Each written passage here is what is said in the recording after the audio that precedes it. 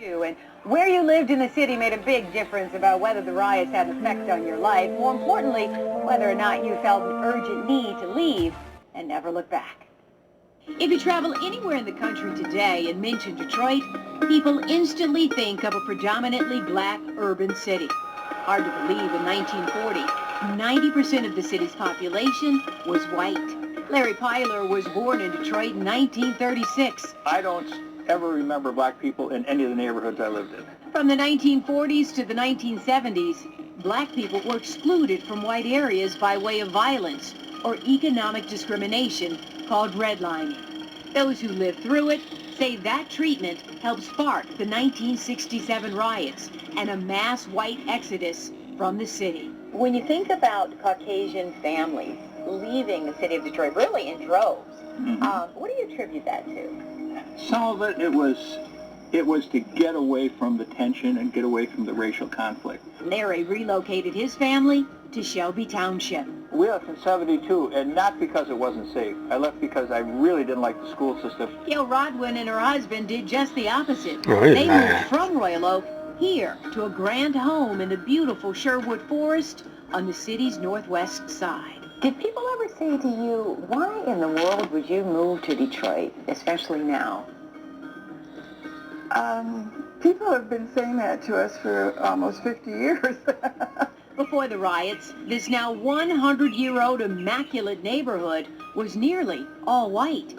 During that time, it was a neighborhood that black people did not live in. After the riots, white flight was frantic. 67,000 people fled in the summer following the uprising. 80,000 more the following year. The rate.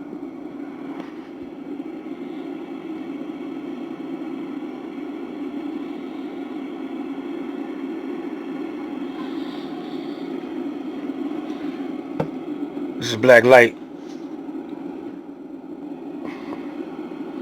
This is Detroit now.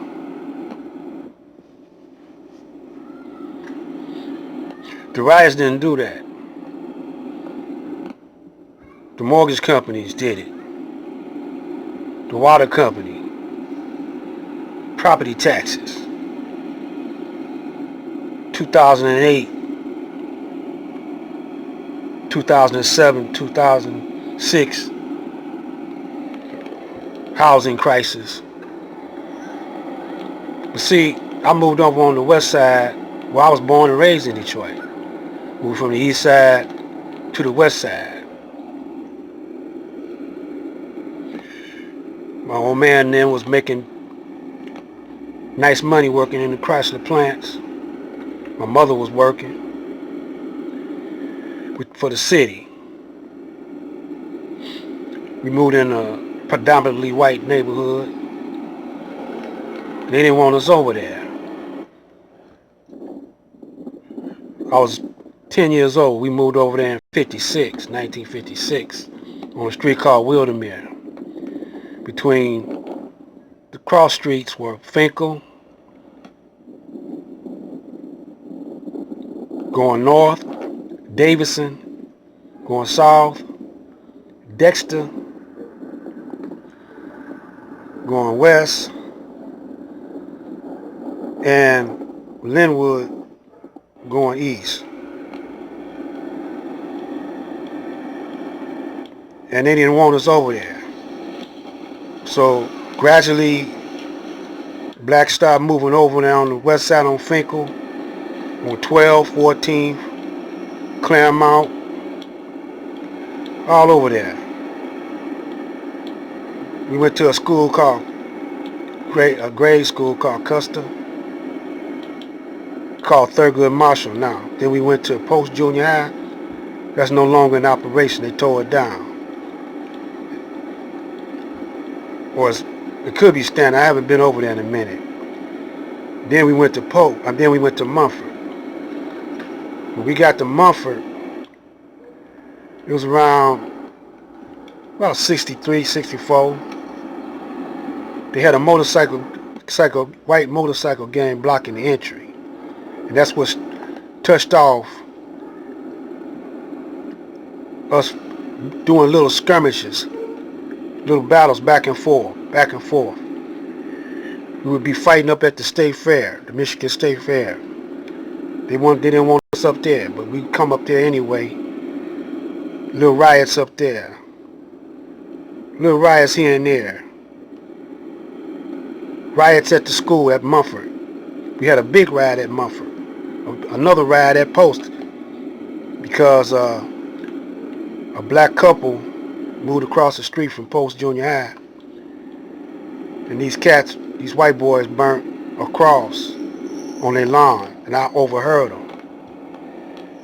And the guy that was talking, he was in the lunchroom.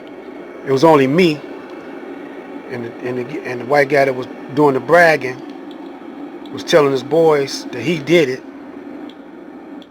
And so I waited till he separated from his boys. I threw him into the lockers. His old man was a detective. And from then on, that started little fights. We was throwing white boys over the expressway. The other schools, predominantly black schools, got involved in it. Like Northern, it was predominantly black. Northwestern, predominantly black. And Central High, predominantly black. And Durfee Middle School, predominantly black. I think Longfellow was in it too. So as we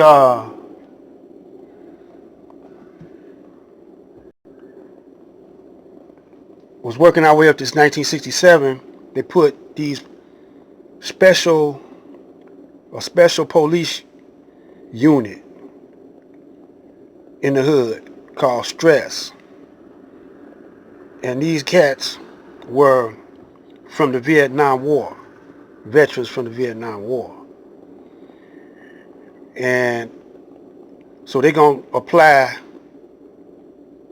those guerrilla tactics that they learned from Vietnam, policing tactics, over there on 12, 14. Brothers was hustling, They're going to apply those tactics to us. They were stopping brothers, any brothers that had a nice ride, because they were still working out at Chrysler. I was still a young guy. They were working out at Chrysler, but they was getting them nice cars. Like one dude I know, he had a Cadillac, and they would stop him and frisk him down, and if he had anything worth any value, they would take it. They started breaking in people's house, talking about, oops, the wrong house, tearing up the house.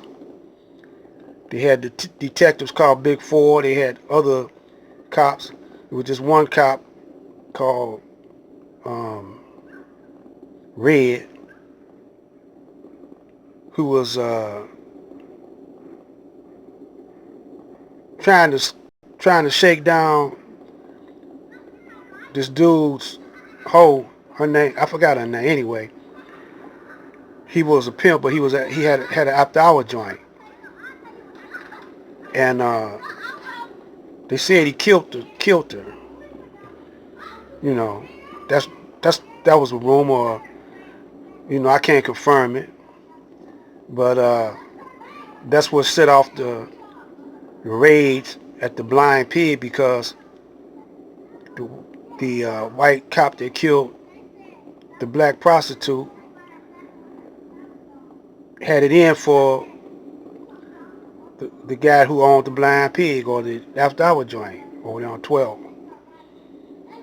And the Jews that ran 12th Street, retail stores, clothing stores, they didn't like them brothers hustling over there, and them women selling sex to their sons on bar mitzvah. Actually, they didn't sell sex. They actually Murphy'd them. Murphy mean that they make like they gonna have sex. They make him take off all his clothes, and then somebody come in there and take his wallet out of his pants, And so, anyway, it was over there in that area. It was predominantly Jewish people, Jewish and Italians, gangsters that ran over there before they left away. Then they had the riots. You know, you see the police. You know, they shake people down, take their money, and a guy trying to hustle, he got one or two hoes or prostitutes. They try to cut in on that. Any kind of hustle brothers doing, they want a slice of it, because they gangsters. Gangsters founded Hamtramck, white gangsters founded Hamtramck. They founded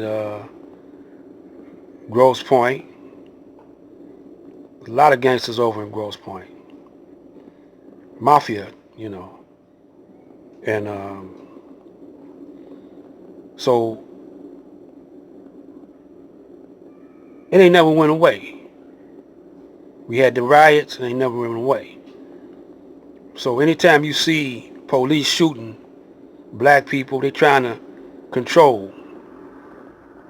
And see, they always wanted to control black people. We never did fight back until in the 60s we started fighting back.